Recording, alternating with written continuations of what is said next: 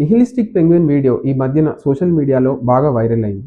సింపుల్‌గా ఈ వీడియోలో ఏముందంటే, పెంగ్విన్స్ కాలనీ ఒక గుంపు సముద్రం వైపు ఆహారం కోసం నడుస్తుంటే, ఒక పెంగ్విన్ మాత్రం 70 కిలోమీటర్ల దూరంలో ఉన్న ఒక పర్వతం వైపు నడుస్తూ ఉంటుంది.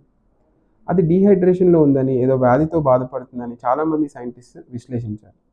ఆధునిక జీవితంలో మనిషి ఒత్తిడి నుంచి, ఆందోళన నుంచి, మానసిక ప్రశాంతత గురించి పయనించే ఒక సగటు మనిషి జీవితాన్ని అది అద్దం పడుతుందని చాలామంది ఆ వీడియో గురించి కామెంట్ చేశారు. కిడ్నీ వ్యాధితో బాధపడే చాలామంది పేషెంట్స్ కుంగుబాటుకి గురవుతూ ఉంటారు. డయాలసిస్ అవసరం పడటం కావచ్చు, దీర్ఘకాలికంగా మందులు వాడాల్సిన అవసరం రావచ్చు, ఫైనాన్షియల్ ఆస్పెక్ట్స్ గురించి కావచ్చు, ఎక్కువసేపు ట్రావెల్ చేయాల్సిన అవసరం కావచ్చు, ఆహార నియమాల్ని పాటించడం కావచ్చు, ఇవి కొన్ని కారణాలుగా చెప్పవచ్చు. అయితే మొదటగా గుర్తుపెట్టుకోవాల్సింది ఏంటంటే, చికిత్స తీసుకోవటం అనేది ధైర్యానికి సంకేతం, ఓడిపోవటం కాదు.